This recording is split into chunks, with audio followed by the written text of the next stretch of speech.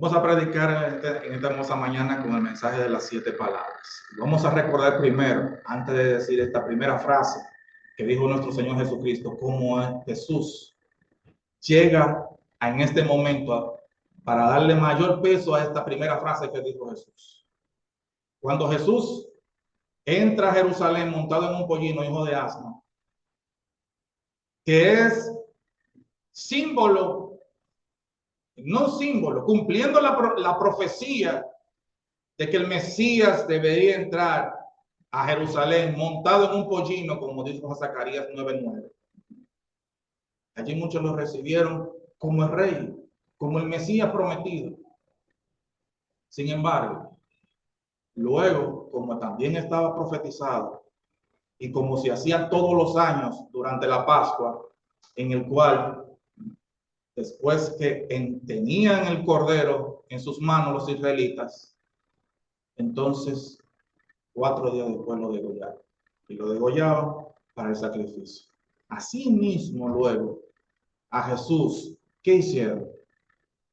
A Jesús, cuando él estuvo allí, en el huerto de Getsemaní,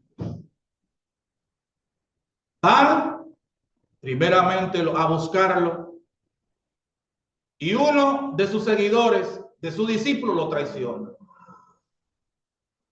Comienza desde ese momento Jesús a padecer por la traición de uno de los suyos. Inmediatamente a Jesús lo amarran y se lo llevan encadenado, como cualquier delincuente. Desde entonces ya Jesús está sufriendo una humillación, sin él haber hecho nada. Se lo llevan allá a Anás, uno de los principales sacerdotes en ese tiempo. Y allí, mientras los está interrogando, uno de los siervos de Anás le da una bofetada a Jesús. Se lo llevan a Caifás. Y allí, luego entonces, también le dan de puñetazo y se lo llevan también a Pilato, donde lo siguen golpeando. Dice la Biblia, más adelante, luego ya entonces, Pilato cuando le interroga ni siquiera le encuentra falta en él. Pero ellos querían crucificarlo. Y se lo llevaron a Pilato precisamente para que lo crucificara. O sea, no era que bastaba de que ellos querían de que Jesús lo mataran, sino que sufriera la muerte más cruel en ese tiempo. Y quizá una de las muertes más crueles conocidas era la muerte de cruz. A Jesús lo azotaron. Dice de una manera tal que era irreconocible. La forma en como Jesús lo azotaron era prácticamente para dejarlo ya casi muerto. Su cuerpo molido completamente, golpeado completamente, sajado, porque cada vez que le daban era con una arma que se llamaba flagelo, que contaba de 3 bolas de plomo, y en la punta tenían como si fueran unos garfios, que cuando le daban, primero ejercían en el impacto, producían unos hematomas grandísimos porque eran unas bolas que tenían. Y luego cuando se clavaban, que las jalaban, entonces rasgaban la carne. Y así estaban cumpliendo también la forma en cómo se preparaba aquel pan en la Pascua, que era un pan sin levadura, que era rallado. Era porque su cuerpo literalmente fue cortado. Y a mí, cuando yo veo gráficamente esto, lo que está explicando en la palabra del Señor, y conociendo en la historia cómo fue que se hizo y se llevó a cabo este hecho, a veces pienso y digo, ellos tampoco tuvieron la delicadeza de darle por donde no le habían dado todavía, sino que era donde cayera. Imagínese usted cuando usted está cortado en un lugar y le da en el mismo lugar. O sea, hagan la carne abierta y vuelven y le dan encima sobre eso.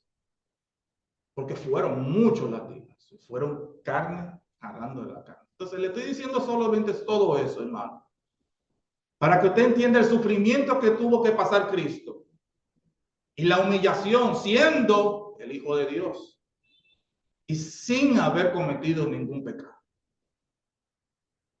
Sin embargo, él prefirió padecer todo eso por amor a cada uno de nosotros, cumpliendo la misión que el Padre había puesto en él para podernos restituir.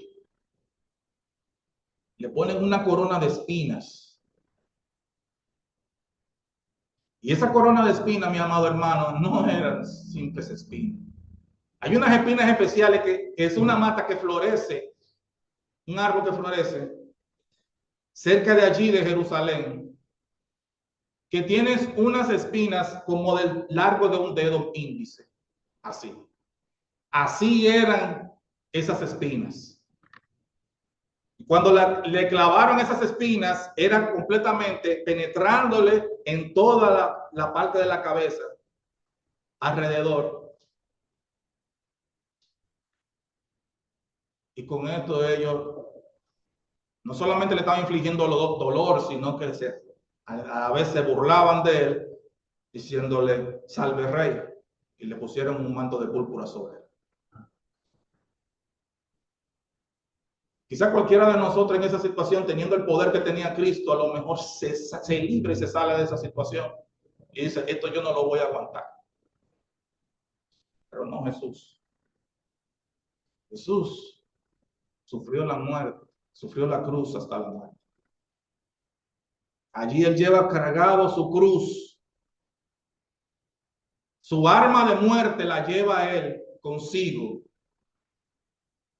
sabiendo a lo que va allí al Calvario, a terminar de padecer todavía más. Es tanto así que ni siquiera puede cargar la cruz con tanto golpe que ya le habían dado. De tanto sufrimiento que hubo que ayudarlo. Y así viene un Simón de Sirene que le ayuda a llevar la cruz, porque ya él ni siquiera podía. Y déjeme decirle que Jesús era un hombre corpulento. Jesús era un hombre que estaba físicamente bien, físicamente. El Hijo de Dios en ese momento ya ni podía con la cruz. Cuando lo llevan allá, entonces le clavan ambas manos y ambos pies a la cruz. Clavado, no colgado, clavado.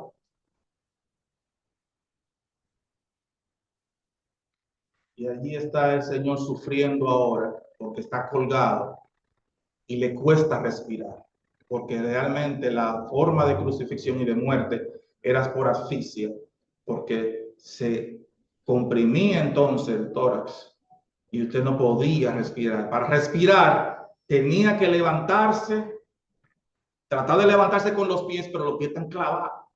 Cada vez que usted trata de levantarse, lo que está haciendo es infligiendo más dolor en el lugar donde usted está atrás, ya está clavado.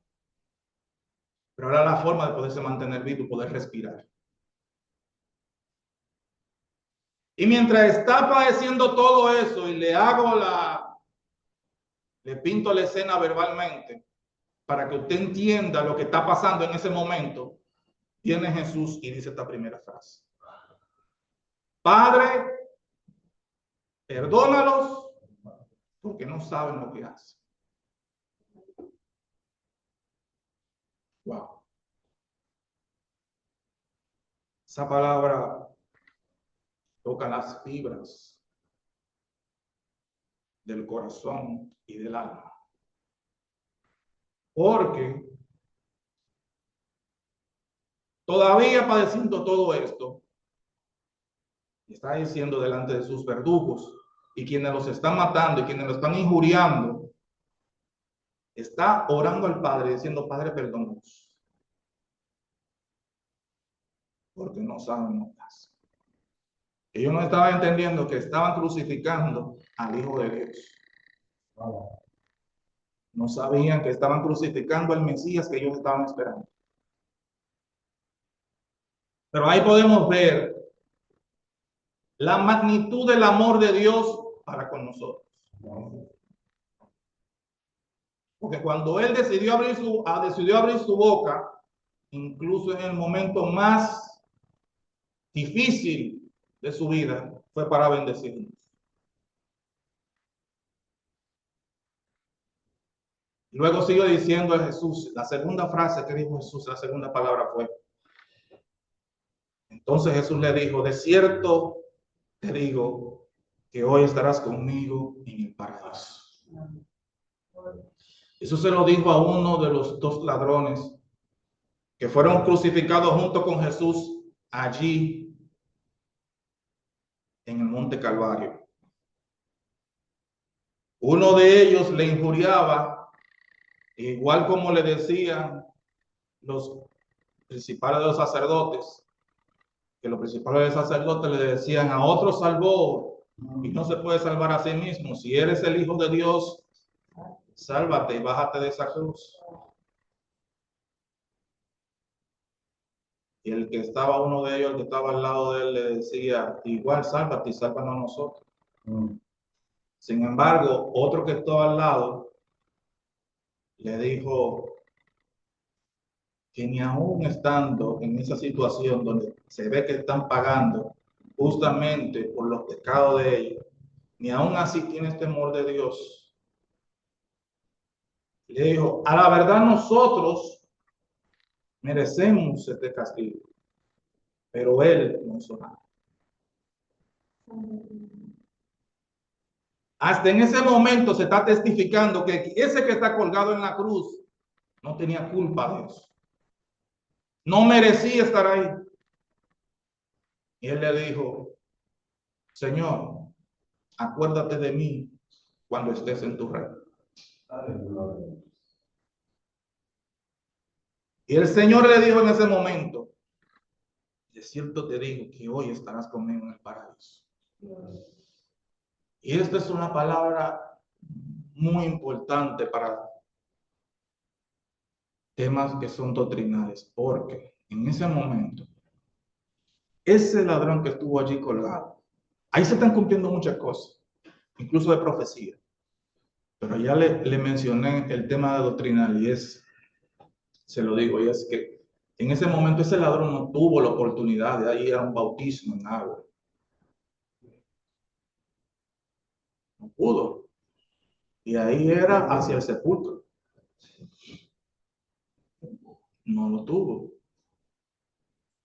Ahí él no tuvo el tiempo de tomar una 2 o 3 meses de doctrina, no sé cuánto tiempo, un discipulado para ver si podía luego ir a bautizarse, nada, no tuvo tiempo. Sin embargo, Jesús le dijo y le aseguró, de cierto te digo, que hoy estará conmigo, junto con él, en el paraíso. Y eso nos da una enseñanza de que nosotros no nos podemos cansar de predicar la palabra del Señor bajo ninguna circunstancia en que se encuentre una persona, porque aún con el último aliento de su vida, esa persona puede ser salva. Aún en el hecho de muerte de una persona, si esa persona confiesa a Cristo, esa persona obtiene la salvación. Así que no nos cansemos nosotros de predicar. Y quiero aprovechar ese momento también para decirles lo que dice la palabra del Señor en Isaías 53. Vamos a ver qué verso. Isaías 53. Vamos a buscar.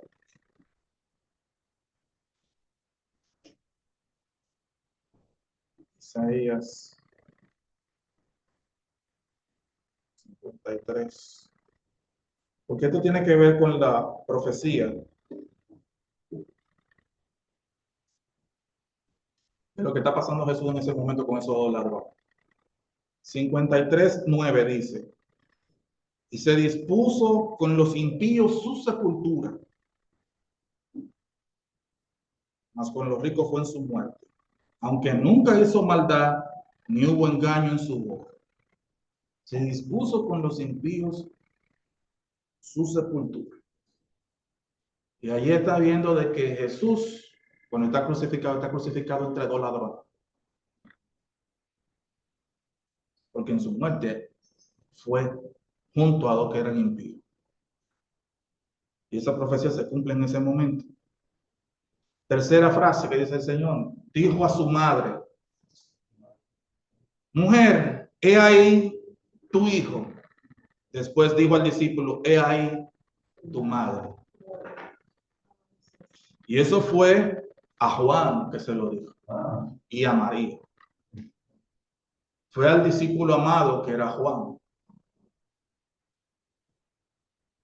Y sigue diciendo la escritura que después de eso, Juan le recibió a María en su casa. Muchos entienden por esta palabra de que posiblemente ya para ese tiempo José quizás había muerto, el esposo de María. Y Jesús, al ver a su madre en su humanidad, fue movido a no dejar completamente ya desamparada a su madre humana. Y le dice a Juan, y le pide a Juan, estando en la cruz, que por favor se hiciera cargo de su madre. Y así Juan lo hizo. Eso habla también de nosotros, de que nosotros debemos de cuidar también a nuestros progenitores y velar por ellos. Cuarta palabra que dice el Señor Jesús. Dice, Elí, Elí, lama sabactani. Esto es, Dios mío, ¿por qué me has desamparado? Eso está en Mateo 27:46 y Marcos 15:34. Así dice el Señor. Y esta palabra, en este momento, hay varias cosas aquí. Los mismos fariseos que estaban allí, los principales sacerdotes, al ver cuando decía Elí, Elí, lama sabactani, decían, oye, está llamando a Elías. Vamos a ver si Elías viene a salvarlo. Sin embargo, esta palabra le está haciendo una referencia a lo que el salmista profetizó que iba a suceder con el Mesías, que ellos en ese momento no le estaban entendiendo. Porque esas son las primeras palabras con que comienza el Salmo 22. El Salmo 22 dice, vamos a buscarlo aquí textualmente, Salmo 22 dice, Dios mío, ¿por qué me has desamparado? ¿Por qué estás tan lejos de mi salvación y de la palabra de mi clamor? Sabe que en ese momento Jesús está sufriendo como humano, siendo todo divino, él está sufriendo como humano. Y él en ese momento está recibiendo la carga de todo el pecado sobre él. Y pregunta, Padre, ¿por qué me has desamparado? Todo el precio de nuestro pecado, el precio de nuestra maldad, el precio que nosotros teníamos que pagar, siendo merecedores de ello, Dios lo puso, el Padre lo puso sobre su Hijo Jesús, para que lo llevara en ese momento. Pero con eso, Él estaba haciendo una obra redentora. Porque al igual como se alcanzaba el perdón de los pecados, cuando se sacrificaba el cordero pascual, que se venía haciendo por tradición año tras año tras año, indicando lo que iba a suceder en un futuro, con este que iba a ser el Mesías, con este que es Jesús, que es el Mesías, el pueblo recibía el perdón de los pecados. Con la muerte de Cristo, la humanidad completa, desde el primer hombre hasta el último hombre, recibe el perdón de los pecados. Dios le está haciendo posible en ese momento. Pero sabemos, para que no haya confusión, que son para aquellos que reciben a Dios, que reciben a Jesús en su corazón. En ese momento Dios le está permitiendo que Jesús pase por todo esto. Pero todo eso es por un fin y un propósito. Pero no deja de lado de que Él en su humanidad estaba sufriendo. Igual lo vemos aquí cuando dice, tengo sed. Dice, tengo sed. Esa fue la quinta palabra que dijo, la quinta frase que dijo Jesús. Imagínense, Jesús está desde que lo comenzaron a golpear, ya está botando sangre, ya está sangrando. Desde que ya lo están golpeando y lo están azotando con estos flagelos y con caña, le daban con caña en la cabeza. Es más, mire, en el Isaías 53 dice que Jesús, el Mesías, en ese momento iba a tener un aspecto de hermosura. Iba a estar prácticamente desfigurado. Sí. Con todo lo que le hicieron. Verdaderamente que eran personas que debían estar completamente endemoniadas en ese momento.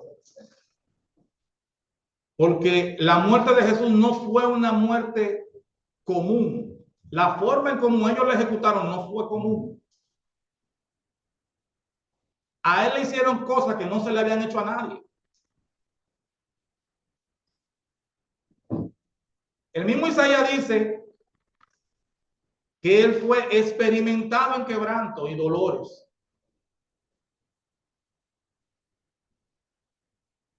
Y muere con muerte en la cruz. Y aquí, mientras está él completamente deshidratado por todo el fluido que está perdiendo, tanto de sangre como de sudor. Y recuerden que Jesús ni siquiera durmió.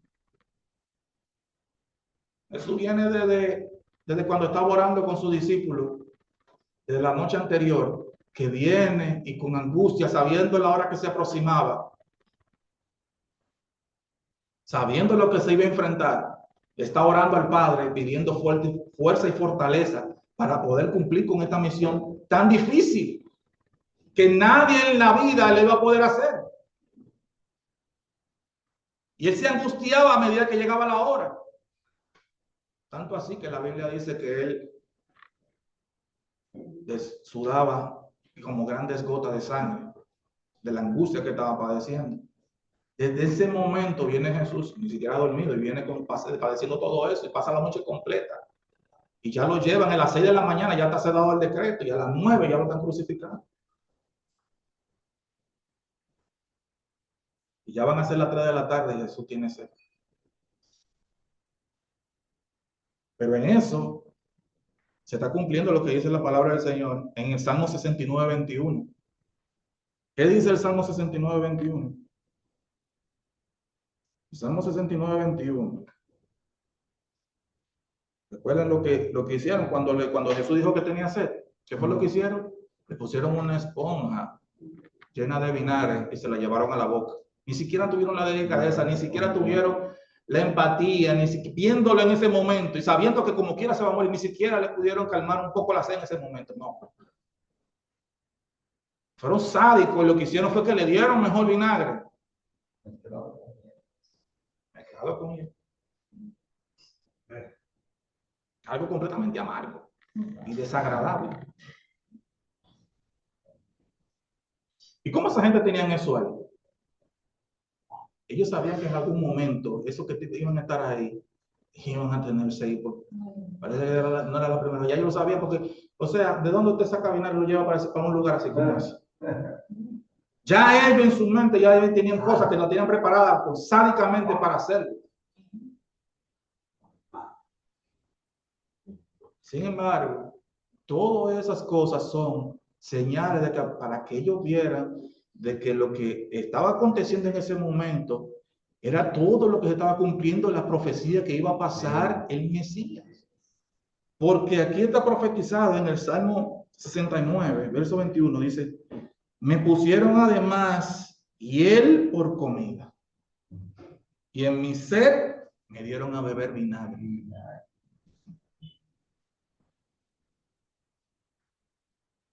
Y la sexta palabra que dice el Señor, estando allí en la cruz, todo esto fue mientras estuvo colgado en la cruz.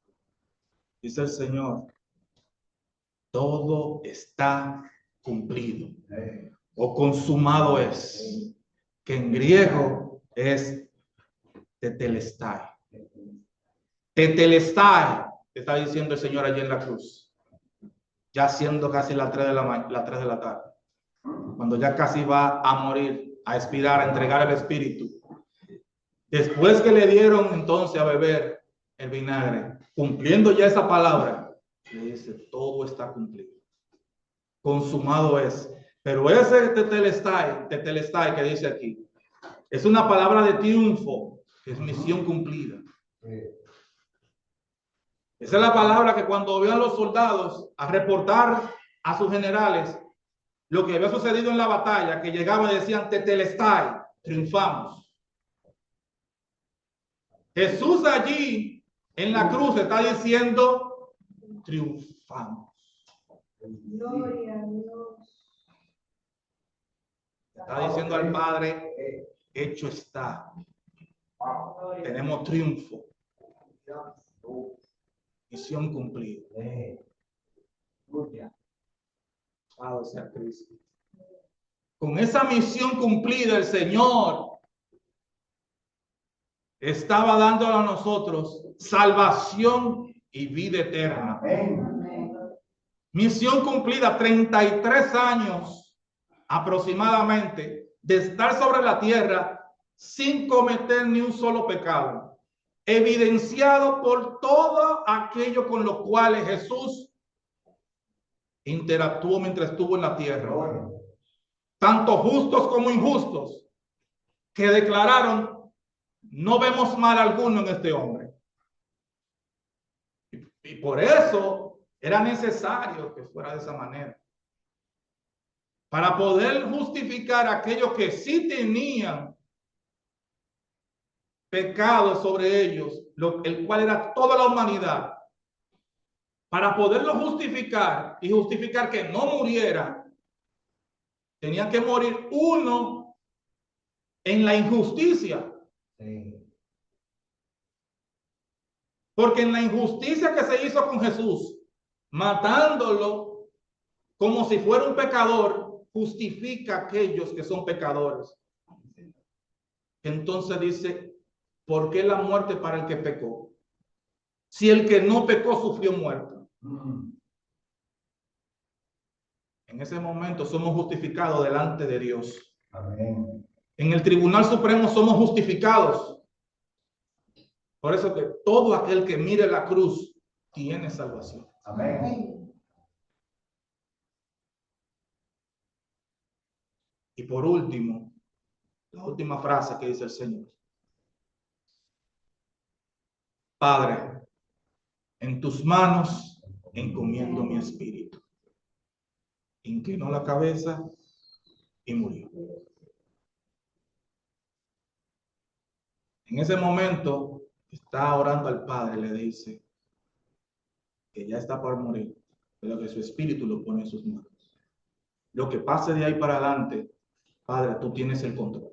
Amén. Está diciendo el Señor.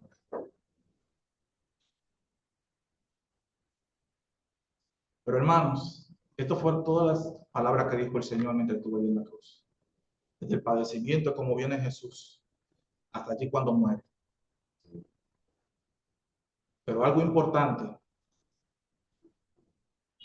importante que sucedió, Y que por eso nosotros, aparte de que la semana mayor, como se ha denominado, la Semana Santa, como se ha denominado, el tiempo en que Jesús pasó desde que entró a Jerusalén y estuvo allí todos estos días, siendo examinado para ver si no había falta en él, como se agarraba el cordero, y se tomaba el cordero y se examinaba, y que se llevaba un cordero sin mancha, sin tacha, sin arruga, para ser sacrificado. Allí se sacrificaba, pero luego pasó lo más importante, y por eso de esta semana, hoy es el día más importante. Que sucedió lo siguiente. Antes de esta palabra, Jesús dijo, en Colosenses 2:13, dijo, y a vosotros estando muertos en pecados y en la incircuncisión de vuestra carne, os dio vida juntamente con él, perdonando todos los pecados, anulando el acta de los decretos que había contra nosotros, que nos era contraria, quitándola de en medio y clavándola en la cruz, y despojando a los principados y a las potestades, los exhibió públicamente, triunfando sobre ellos en la cruz. Cristo triunfó en la cruz, porque el acta que era contrario a nosotros, el cual nos hacía a nosotros completamente separados de Dios, allí el enemigo está pensando de que ha triunfado sobre Dios. Cuando en el huerto del Edén hizo que pecara el hombre y que todo el mundo que viniera a partir de ahí estuviera destituido completamente de la gracia de Dios y de poder estar junto con Dios. Él entendía que ahí triunfó sobre él. Él entendía que fue mejor que Dios. Él entendía que le ganó a Dios, que destruyó lo que él había creado.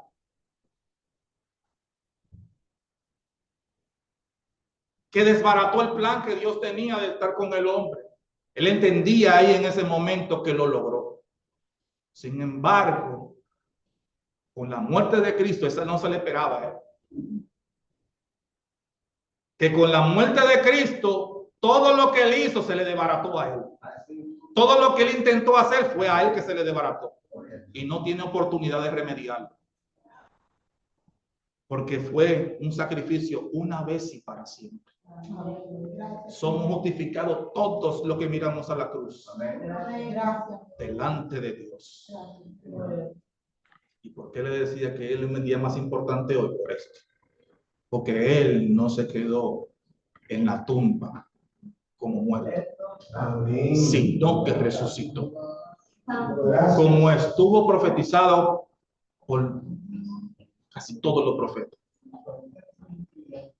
Lucas 25:5 nos dice, los ángeles aquí cuando van las mujeres al sepulcro a donde Jesús el primer día de la semana, los ángeles preguntan, cuando ellas ven la tumba vacía, la piedra removida y la tumba vacía, ellos le preguntan a los ángeles a las mujeres, ¿por qué buscáis entre los muertos al que vive? No está aquí, sino que ha resucitado. Jesús en su resurrección nos salvó, nos hizo libre, nos dio vida eterna. Por eso hoy es el día más importante del cristianismo. Hoy es día de celebración. Hoy es día de celebración. Y quiero cerrar ya con esta palabra para terminar lo que dice 1 Corintios 15.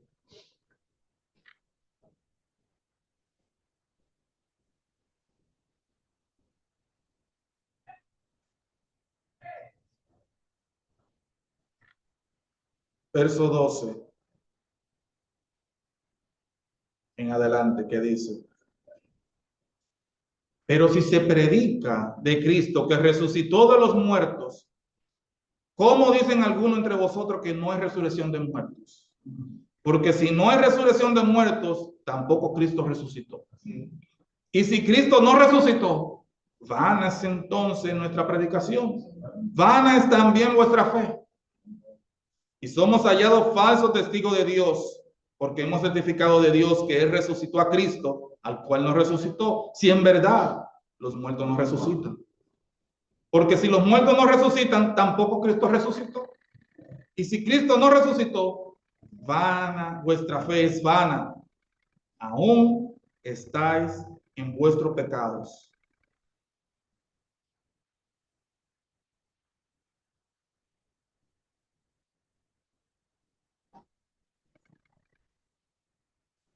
Entonces también los que durmieron en Cristo perecieron. Si en esta vida solamente esperamos en Cristo, somos los más dignos de conmiseración de todos los hombres. Mas ahora Cristo ha resucitado de los muertos, primicias de los que durmieron es hecho. Porque por cuanto la muerte entró por un hombre, también por un hombre la resurrección de los muertos. Porque así como en Adán todos mueren, también en Cristo todos serán vivificados. Amén. Por eso este es el día más importante del cristianismo, porque este día Jesús resucitó. Amén. Y nos dio vida y vida en abundancia. Amén. Dios le bendiga y que Dios lo guarde y busque de Dios si todavía no lo ha hecho. Amén.